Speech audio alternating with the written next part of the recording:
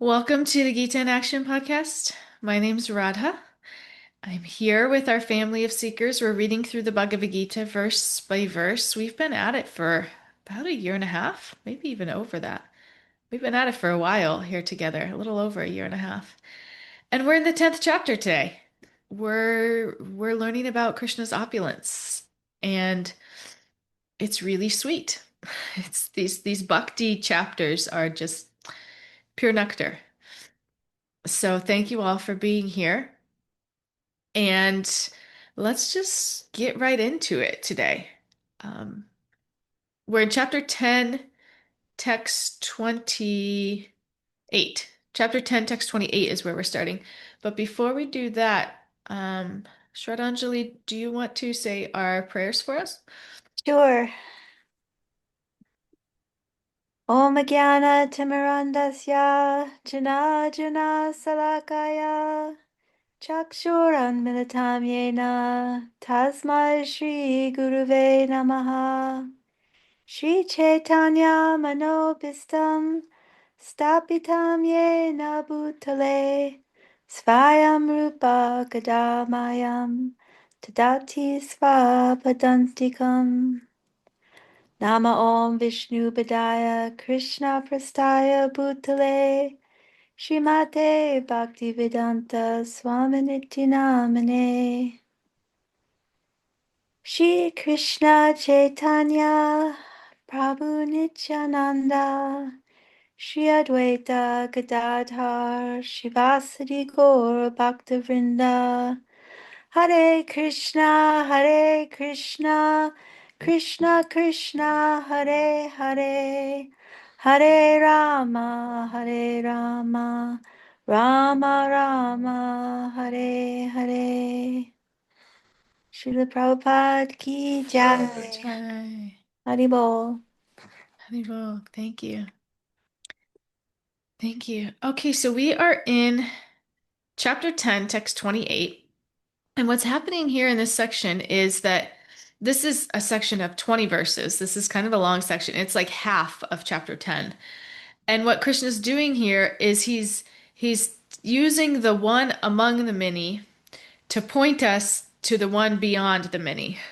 So he'll take like a category of something and he'll point out the strongest, most powerful, most beautiful, the highest among that category. And then he'll say, "That is me." So in other words, everything great that we see, all the opulences that we see, is Krishna. Is come ultimately just comes from divine source.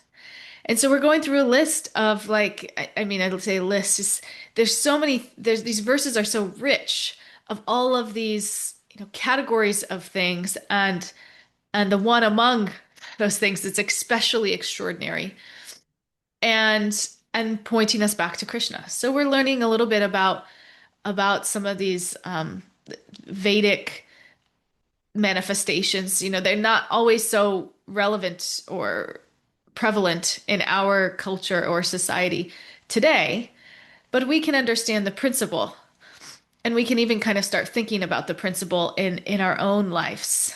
I was talking about Costa Rica last class because I'm taking a group to Costa Rica next week, and we're going to one of the tallest waterfalls, one of the biggest waterfalls in Costa Rica.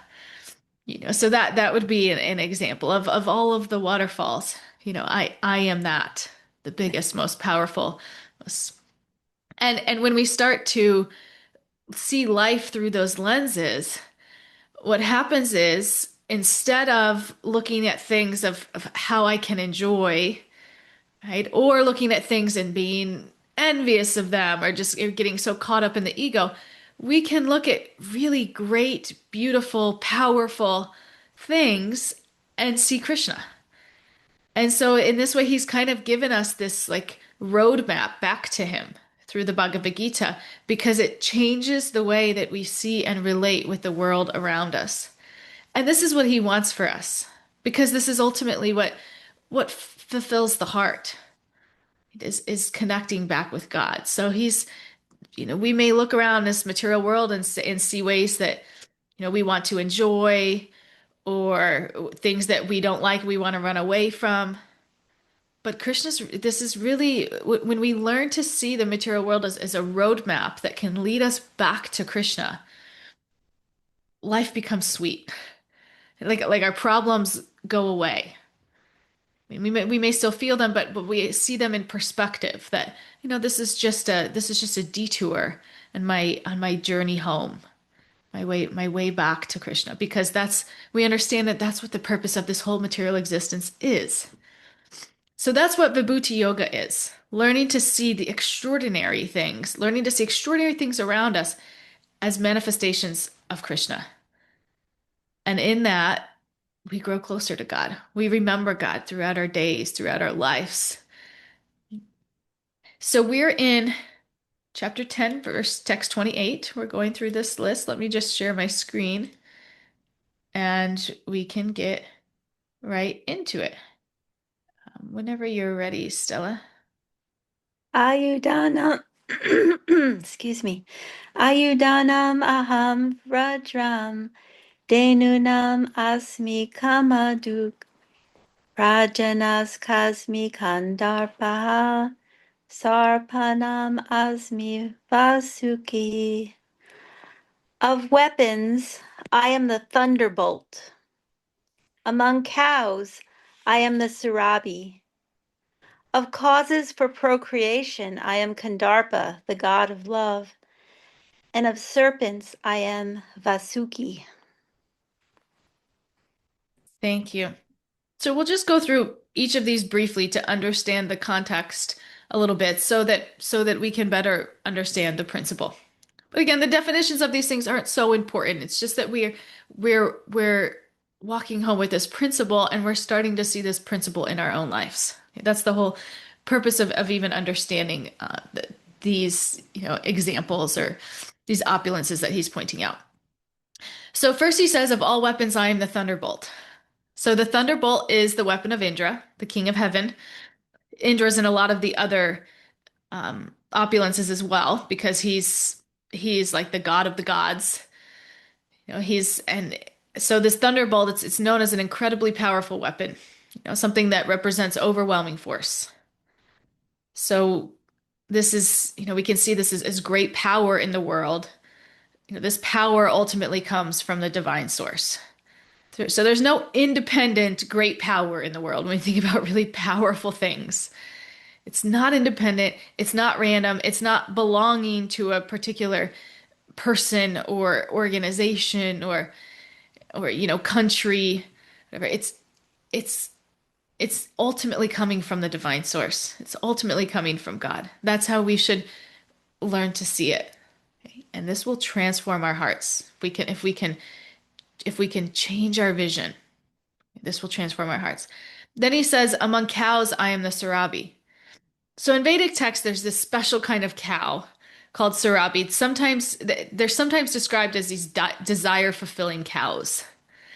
And they're said to produce unlimited nourishing milk. They're just like really extraordinary cows. And when we think about ordinary cows, they're already pretty amazing. Like, what kind of machine could man create that you put grass into one side and somehow nourishing milk comes out the other side? It's just like this incredible transformation. So Krishna's pointing to that wonder and saying, even the simple miracle of nature reflects divine intelligence. Some of these things we just take for granted. They were just so used to them, we don't even think about them. But this is pretty extraordinary. It's nothing that we've seen man be able to create or recreate. Then he says, of causes for procreation, I am Kandarpa, the god of love. So here he is referring to attraction between man and woman that leads to the creation of new life. We all know attraction is incredibly powerful. I think about attraction. It like rules the world. I remember my stepdad telling me that when I was like 10 years old. Like, you want to know what people are looking for in this world. That's what they're looking for. It's this attraction. It's incredibly powerful. One of the strongest forces in the world. So what Krishna is saying here is that this sacred attraction that leads to the creation of life itself, when attraction is used properly, it becomes this divine energy that brings new souls into the world. And in this way, children are understood as gifts of God. So this, power of attraction to bring new soul that brings new souls into the world, this is God. And then he says, among serpents, I am Vasuki. So this is a powerful serpent who played this famous role in the Vedic story of the turning of the ocean. So in that story, the gods and the demons, they used this Vasuki-like giant rope to churn the cosmic ocean. So he was like this, he was the rope. This snake was this serpent was the rope that they used to churn the ocean. And that means that everyone was pulling from both, like people were pulling from both sides, this rope, and the rope, and it didn't break. So it's just really strong. Okay. So, again, these examples, Krishna's pointing to something extraordinary in the universe and saying that strength, that power, that remarkable ability, those are reflections of me. It's, it's just kind of amazing. I mean, it's more than amazing, but it's also really beautiful when we understand that that is the point of all of these things, is to remind us of Krishna. We get so lost in all of these things. We get so lost in how these things make us feel about ourselves or whatever it is, the way that we approach, greatness when we see it. But imagine if everything great in this world we could see as directly from Krishna. And in that way, it pulls us closer to Krishna. Like when somebody you love, cooks you a really nice dinner, and it makes you feel so close to that person. Right? Like, wow, this coming directly from you. This is just a manifestation of your love, a manifestation of your skill, your heart, your talent, this is everything that we have in this world. Krishna's just giving it to us. And it's directly from him. This is and imagine when we really realize that, how that really just increases the rasa in our relationship with God, how close and connected we feel to God when we're able to see things like that in that rightful perspective. It's like I like this example, like a postcard. It's like somebody sends you a postcard, and you get obsessed with the picture on the postcard. You put it on your fridge, you like get obsessed with the picture. You forget who the postcard was even from. And the whole point of the postcard was to remind you of that person that it's from. But you just get infatuated with the picture on the postcard. And that's what's happening here in this world as we go around. We're getting infatuated with the things around us, and we're forgetting who they're from. We're forgetting who they're from. We just take them for granted. Okay, 29. Let's go on to 29. Anantas kasminaganam varunu yada samaham pitranam aryama kasmi yama asam yamatamaham. Of the many hooded nagas, I am Ananta, and among the aquatics, I am the demigod Varuna.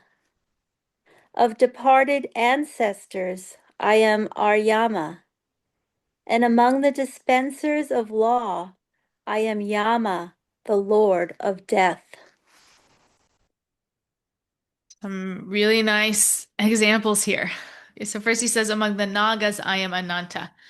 So Nagas are described in the Vedic texts as these powerful, multi-headed serpents. The snakes that we see today just have one head, but these beings are described as having many. You guys ever get those gummy worms that have like multiple heads? You see those? That's what I'm thinking of from like my childhood, those gummy worms with two heads. So these are like these multi-hooded serpents, multi-headed serpents. So among them, the most celebrated is Ananta. He represents immense strength and stability. So Krishna is saying that this extraordinary power and majesty of Ananta is actually a reflection of his own opulence. And then he says, among aquatics, I am Varuna. So Varuna is the deity who presides over the waters of the universe. Water is the most essential element of life. Everything depends on it. So Krishna is pointing to this vast power and importance of water as another manifestation of his energy. And then he says, among the ancestors, I am Aryama.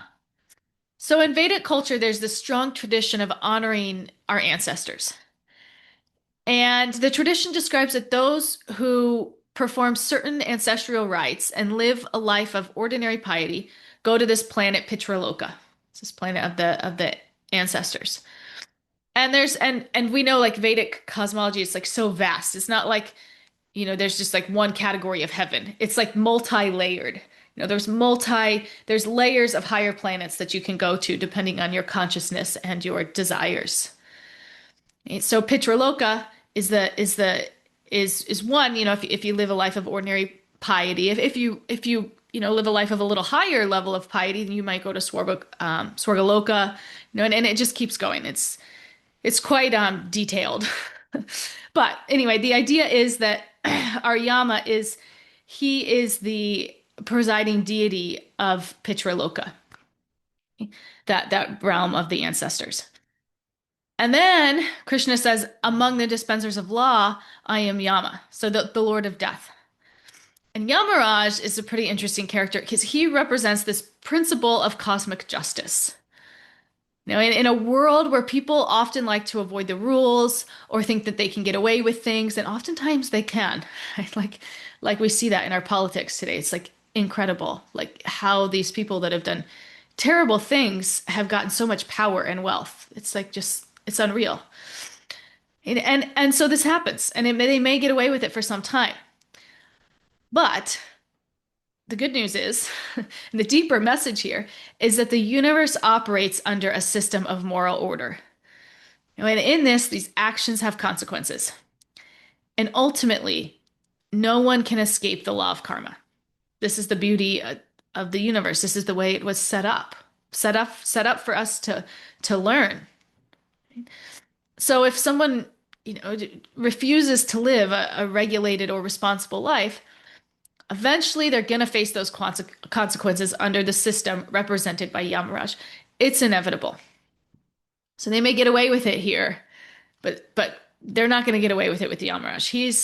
He's the most powerful, and he's the most powerful dispenser of law. Nobody gets past him. And so this same thing, this great power, this great order, this great authority in the universe. It's not independent. Nothing's independent. It's all just reflections, these small glimpses of the divine power behind everything. Okay, should we move on to the next one? 30. Does anybody have anything that they want to share that's coming up for them before we move on?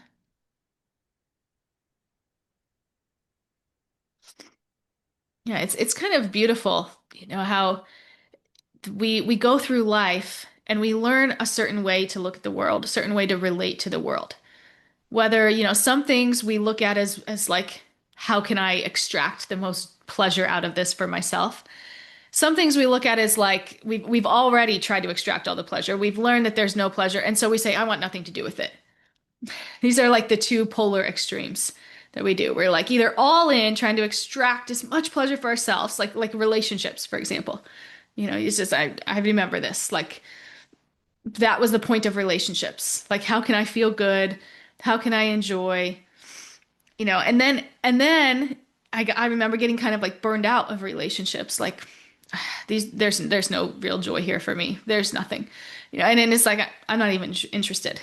This happens. It's like you swing the other way. But bhakti teaches us this whole new way to relate with the world, and that is to see it in perspective of our service to God. So even something like a relationship, it doesn't have to be, how can I enjoy the most out of this relationship? It can be, how can we come together and serve God together, with God at the center?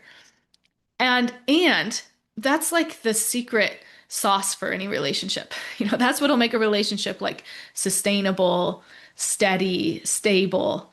It's like the secret sauce for happiness and material existence, but it's also assisting us in our journey back to God when we relate with the world around us like that, whether it be relationships, career, material things that we have, a house. It's not how can I get the biggest, most beautiful house so that, I can look really great and beautiful and rich. It's what house is going to facilitate my relationship or my service to God the best.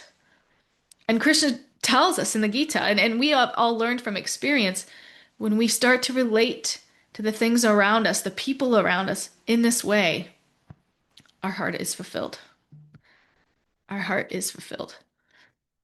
And we can try other ways. Right? We can try to squeeze pleasure out. We can just run away out of frustration. But this is like the secret code that unlocks this door of just unlimited happiness and bliss. So how can we use this in service to God? It's really quite beautiful. Okay, let's move to the next one. 30. Whenever you're ready, Stella. Praladas kasmi daityanam kala kala yatamaham mriganam cha mrgendroham venateyas cha paksinam. Among the Daitya demons, I am the devoted Pralad. Among subduers, I am time. Among beasts, I am the lion. And among birds, I am Garuda. Such nice ones here. He begins by saying, among the Daitas, I am Prahlad. So the Daitas are generally known as demons, people who are just really opposed to God. But even among them, there was this one extraordinary exception, Prahlad. And Prahlad was completely devoted to God, even though he was born in this family that was just super hostile towards God. And his father represented just like immense material power, like all the material power you could think of just right inside this one person. He was really powerful. And he tried to harm Prahlad again and again, but nothing could touch him because of his spiritual strength. Right? So this is the power of spiritual strength. And this demonstrates the power of spiritual strength. And Krishna's saying, this is me. The point here is that real power isn't just physical power, that spiritual strength can be even greater. This is what we learned from Prahlad's story. And there's this amazing movie that came out this summer that you really this anytime I talk about Prahlad now, this I like see these images in my head from this movie because it was just beautiful. It was what was it called? Nrsimhadev. I forget exactly what it was called, but I think it's on Netflix now. Amazing. If you haven't seen it, I would definitely recommend seeing it because you see firsthand just how these qualities of these spiritual qualities of compassion, of of um of evenness, right? Just the same in happiness or distress.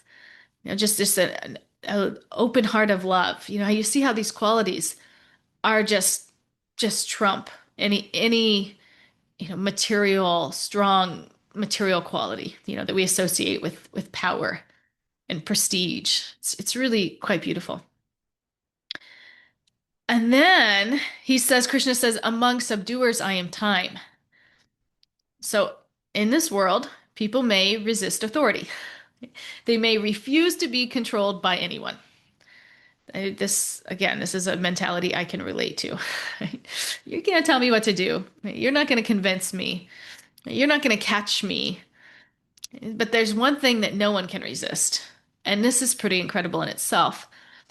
And that is time. Okay? Time eventually subdues everyone. We see it, we see it time and time again. Yet we really don't want to believe it for ourselves. So we somehow think that we're like immune to it. You know? But time will turn your youthful face into a wrinkled one. Your strong body into a weak one. It'll turn the healthy into the sick. I saw it just yesterday. My husband was trying to read these directions on the back of a bottle and he like couldn't see it. And it was kind of like an unreal moment, like for both of us, as I was watching him try to read it, he's like, I can't see this. And it's like, yeah, this is time. It's what we used to have, just super strong, healthy eyes, not a problem. All of a sudden we can't read the directions on the back of a bottle anymore. And we don't think about it. We don't think it's going to happen to us, but it happens. No one can escape it. And it's funny, because people worry a lot about money and losing their wealth. We obsess over this. Sometimes our lives are like completely just caught in this. This is all we're thinking about, money and losing our wealth. But at least money can be like saved or earned back. Time is totally different. And once a moment passes, it's gone. We can't store it, we can't recover it, and we can't stop spending it, whether we choose to or not. Like every moment of our life is being spent.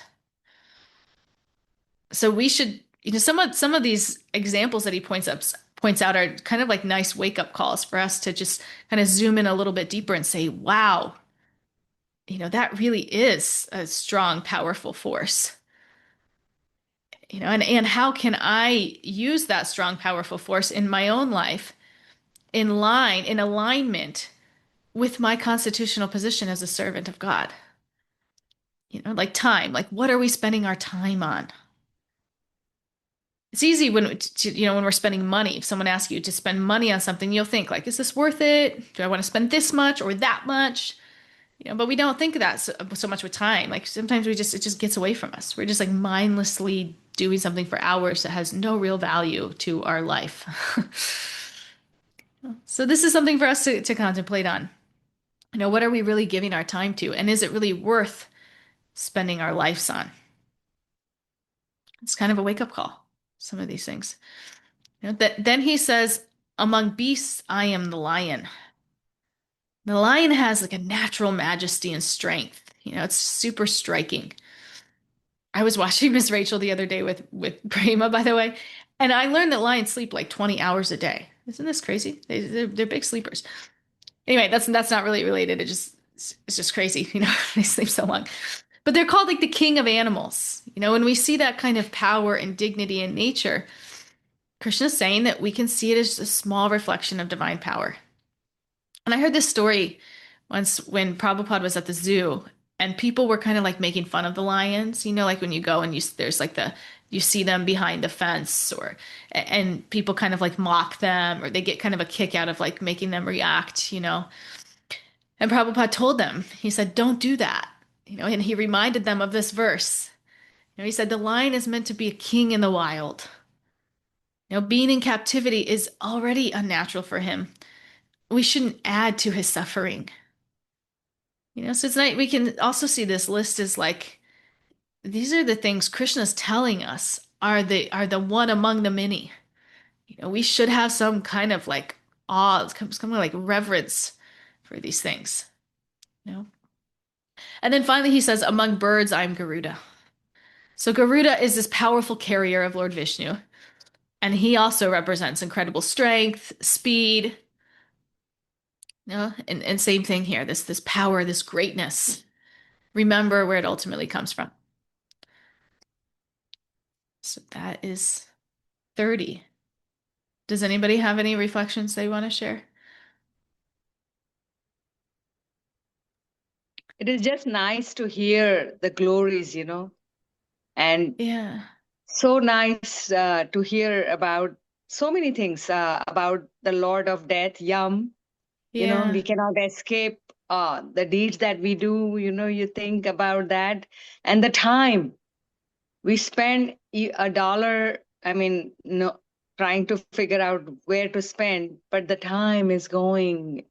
And so many people are scrolling for hours. I mean, the new generation, especially, and that. And I mean, we don't know a lot about, okay, Garuda, but then we know we can relate with the time, we can relate with the story of the lion and good thing he sleeps 20 hours. I mean, they sleep 20.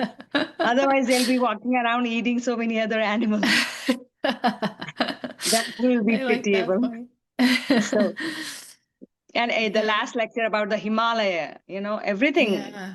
so grand and so beautiful. And the way Right. you explained it, that okay, he's talking about the glories, but that doesn't mean he's bragging. He's just letting you know, just like a big doctor or the big investor. I mean, it's good to know about them. That way we can, of course, one is attraction, but then we can relate with them. So that is a Yes. good thing. Yes.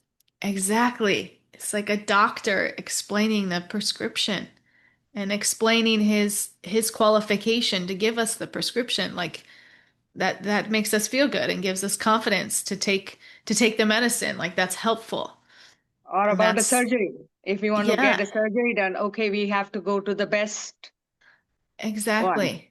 So if we are spending time or we are doing anything else, we have to think about the best person, and that is God, Krishna, and whatever we are doing, think about, like you Yes. said, you're going to Costa Rica, about the anything we see.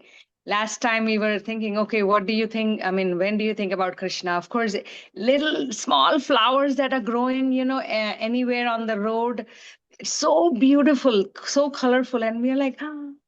Of course, you think about Krishna there. There's anything. Yes. Yes, exactly. Beautiful. Thank you.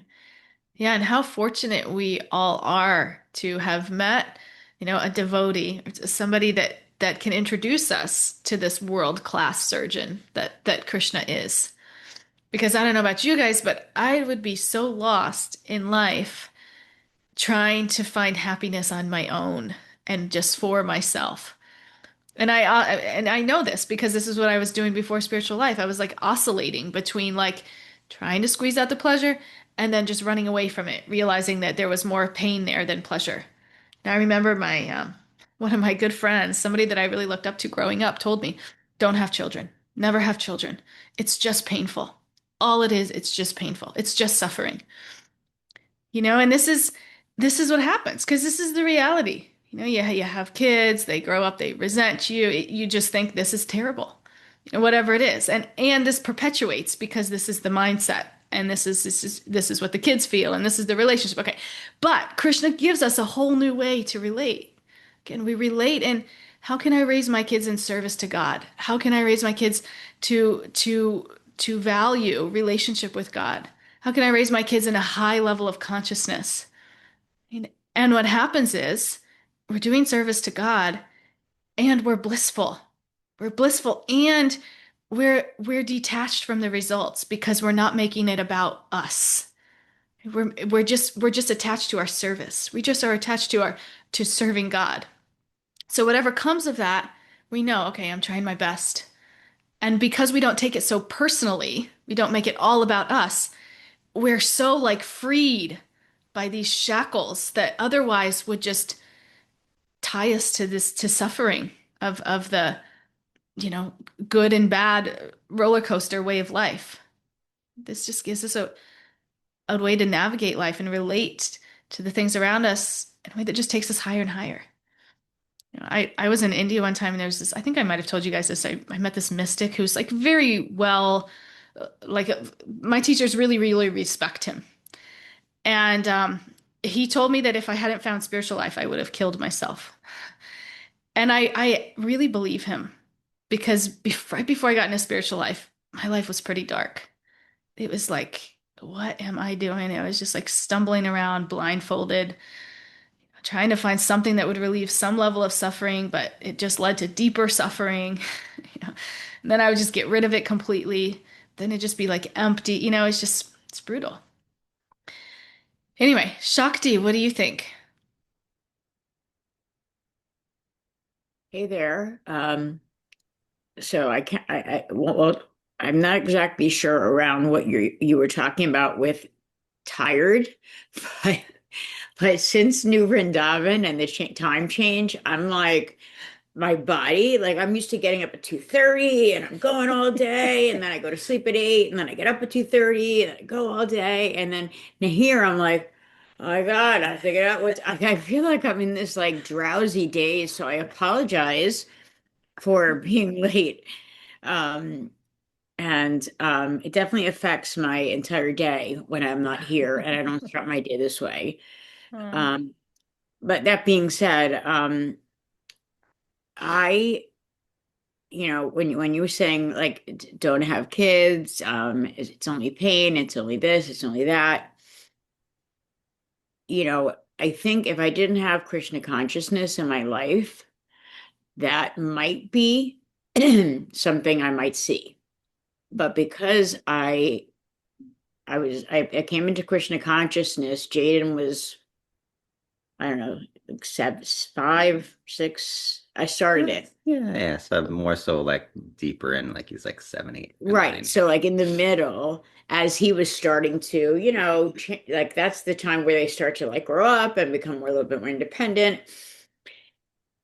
And all I and my thought process is I need what I wanted, not I need, but maybe I need, but I want to make sure that I give him a piece of, I want him to know that, I mean, I would love for him to believe that, believe in Krishna and believe what we believe.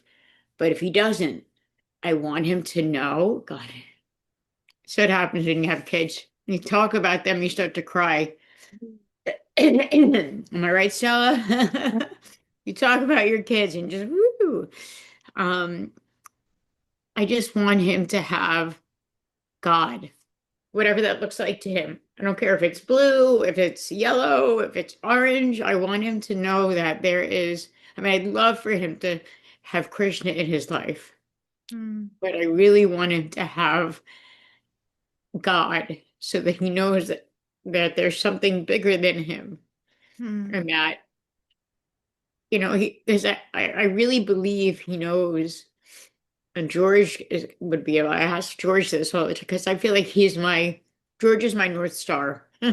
Where I like sometimes I feel like I can't see things a certain way. And George is like grounded. He's like on Hmm. the floor where I'm like flittering around like a fairy. And And I tell her, he knows. I just think that, I mean, I grew up Catholic, and when he was young, like we had him baptized and he did a first communion. But I think at that point, like I wasn't even like practicing. Like I think we Hmm. did it more like for my parents, right? yeah. Hmm. Uh, but I think in the general scheme of things, like he sees what Shakti does, and we talk about just, I think, more about being a kind person, Yes. right? But I Hmm. think he will, he just turned 20, but he will, Well, he's moving back home.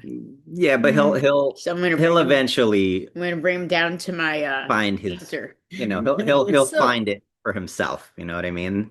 But yeah. but I think just adjacent, like having us and seeing what Shakti does, and uh, he'll eventually you know settle in on his own. But I think it's something that we can't tell him, right? Yeah. It's something that he's got to Yes. find out on his own. Yes. And that is Yeah. honestly, that's Radha. I The already hardest see part. it. That is the part where you're like, you just have to stand back and like Let now them. the one thing I know I can do that he's coming home is I can say, hey, you know what? I have to go to this thing, but I can't carry all this stuff. Can you help me? You can engage him He's in like, service. I'm like, okay. Just so I Yes. can He'll bring help, him and he'll in help. He'll and help help. And he just because he's will done because it. he's He's that done it. kid. Sure. He's got that good soul, which that in and of itself, I'm just like, thank you, Krishna. Yeah. So Yeah. there's a But possibility. we could even though like I have devotee friends who are very, very serious about their practice, but their kids are not taking it up. And it doesn't they just have zero interest. They were raised like this, but now they're older and they just have zero interest. And we also have to prepare ourselves for that. Yeah. But this spiritual practice helps us do this, even just like accepting, that everybody has their own karma and we can be that example. We can, do our best, but ultimately we're doing it in service to God, not in service to ourselves, not even in service to our kids. We're Nope. serving our kids in service to God. It's ultimately all in service to God. Is what we're trying to what we're aspiring for. Yeah, and lastly, because I want to hear what Stella has to say, but lastly, I will say is that a lot of what I did when he was, as he had gotten older, I was much more into Krishna consciousness. I would listen to the Mahabharata in the car, and he'd get in the car and he'd be like, "Is Yudhisthira, did he go to the game? He's not supposed to go to the," because I was listening to it in the car, so he was sort of connected to it. And so I don't know, of course, I pray to Krishna, and I don't know what is going to happen. Like you said, it's there's so many different ways it could happen. Doesn't matter if you're super into it, super not into it, born into it. It could be a million different Mm, avenues. But this probably for me is one of the most painful like avenues where I'm like, I want him to find a North Star, find Krishna, I want mm, him to know, and I think in a way he knows, but he doesn't have something to say, mm, oh, yeah, like if things aren't going well. I don't know. I yeah, could be totally wrong, because it's yeah. not something he shares with me. But yeah, I'm Mm, gonna leave it at that. thank you. What do you think, Stella? I just wanted to say two short things. One is that that's how important the verse is that you do your duty without any expectation of result. Hmm. That's a hard one to live into, but it's very important and it's worth the effort and the work. Hmm. The other is that, as a parent, we're only a lighthouse. We get them into the small boat when they're little, but they have to go out and they'll go out beyond where they can see the light. But Hmm. that's their journey. And, if we actually trust Krishna, then they'll be fine out there on the ocean. Oh, they've had many mothers and many fathers. We're only one. So, anyway, that's all. I love that analogy. I love the lighthouse. Thank you. So nice. Thank you, Stella. Okay, let's go to the next verse. 31. Pavana pavatam asmi, Rama sastra britam aham, Jasanam makaraskasmi, Srotasam asmi janavi.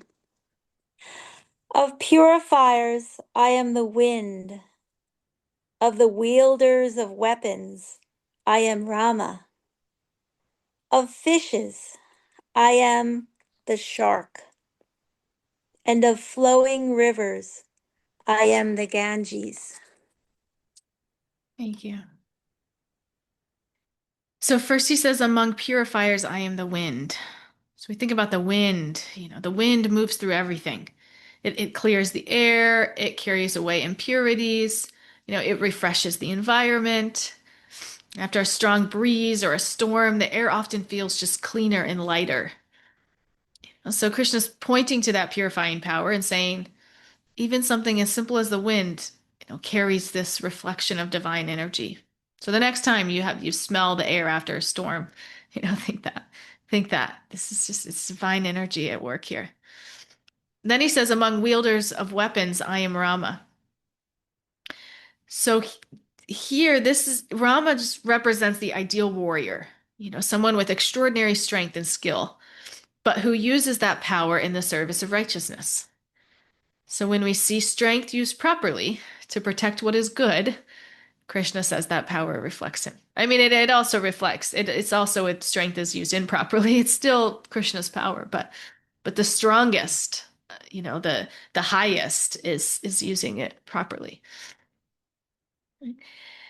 And then Krishna says, among the fishes, I am the shark. So if you think about the ocean, the shark is one of the most powerful and fearsome creatures there is. He's incredibly fast, efficient, strong. We see this in movies like Jaws. This makes people very, very aware of how formidable sharks can be. Then he says, among flowing rivers, I am the Ganges. So the Ganges River is considered sacred in the Vedic tradition. It's said to originate from the feet of Lord Vishnu and then descend through Lord Shiva before flowing onto the earth.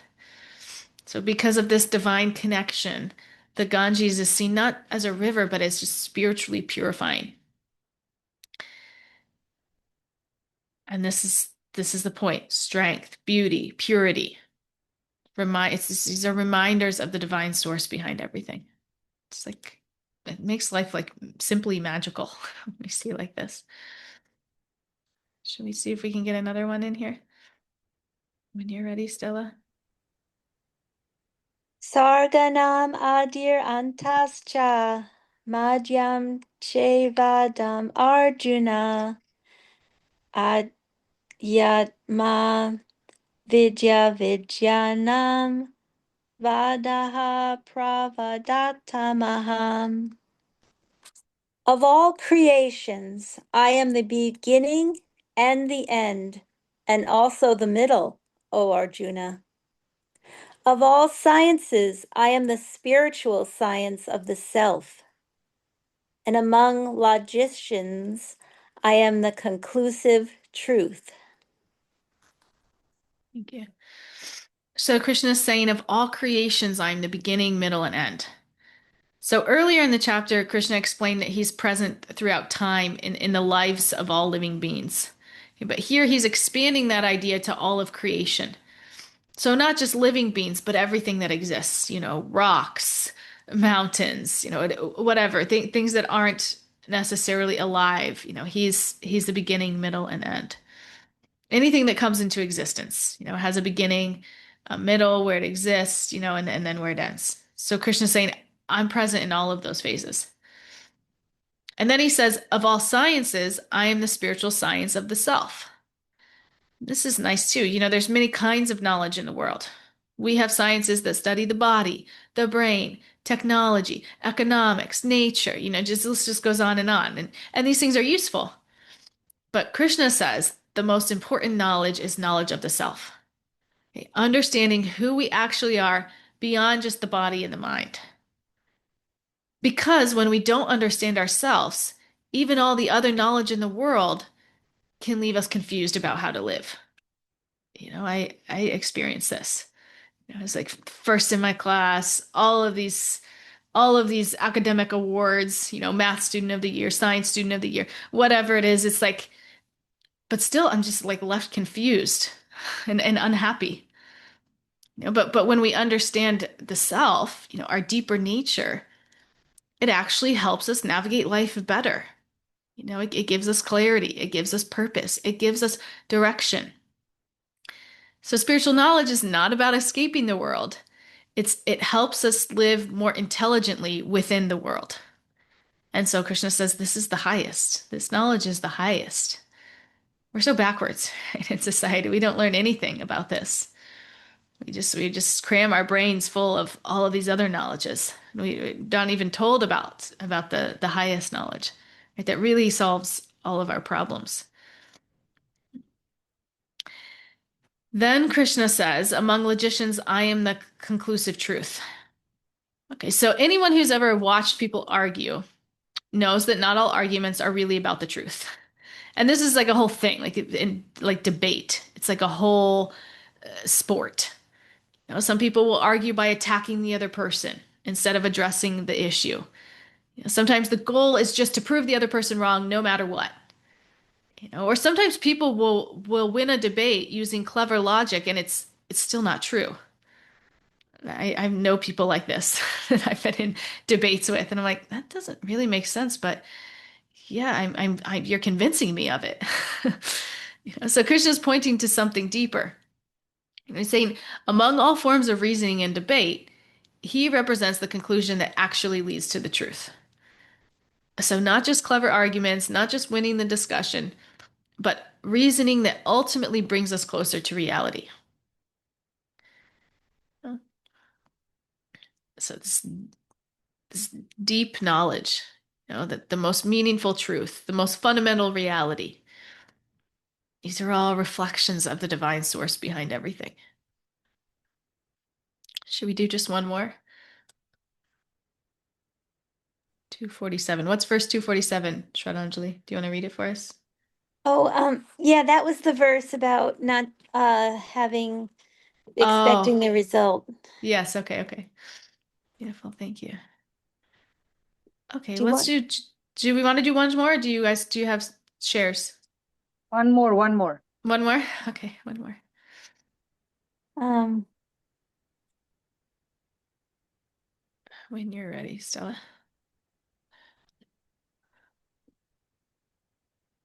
wait, which verse are we on? It's We got 33. 33.